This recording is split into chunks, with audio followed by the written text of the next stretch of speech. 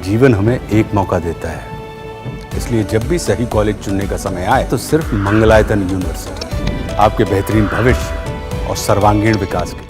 सबसे पहले हम बात करेंगे इंडियन आर्मी के latest anti infiltration operation Shiv Shakti की, जो ऑपरेशन महादेव के बाद हुआ। कल यानी कि वेडनेसडे 30 जुलाई को इंडियन आर्मी ने ऑपरेशन शिव शक्ति कंडक्ट किया, जिसमें 2 टेररिस्ट को एलिमिनेट किया गया। ये टेररिस्ट लाइन ऑफ कंट्रोल से जम्मू और कश्मीर के पूंछ डिस्ट्रिक्ट में घुसने की कोशिश कर रहे थे।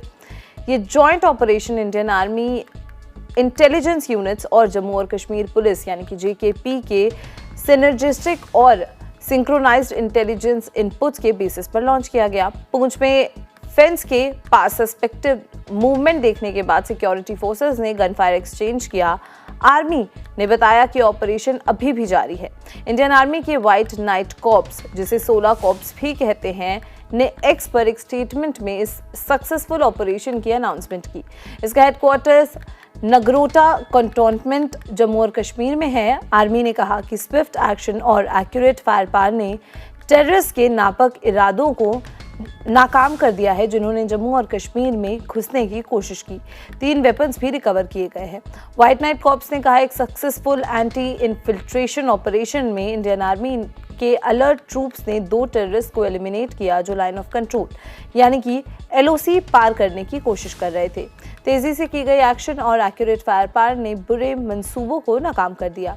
3 हथियार बरामद किए गए हैं। उन्होंने ये भी बताया कि सिनर्जिस्टिक और सिंक्रोनाइज्ड इंटेलिजेंस इनपुट से ऑपरेशन सक्सेसफुल रहा और ऑपरेशन अभी भी जारी है और डिटेल्स का इंतजार है।